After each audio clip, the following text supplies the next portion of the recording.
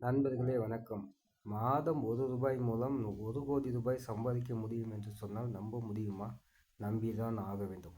சாத்தியம் என்று கேட்டால் சாத்தியமே.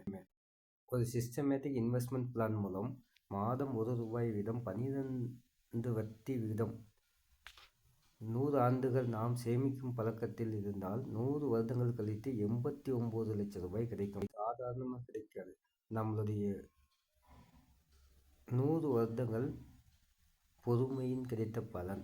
100 வருடங்கள் சேமிக்க முடியாது. இருந்தாலும் நாம் சிறு வயதிலிருந்து எவ்வளவு சீக்கிரம் சேமிக்கும் பழக்கத்தை சேர்க்கிறோமோ அந்த அளவுக்கு நம்மளுடைய இன்ட்ரெஸ்ட் கிடைக்கும்.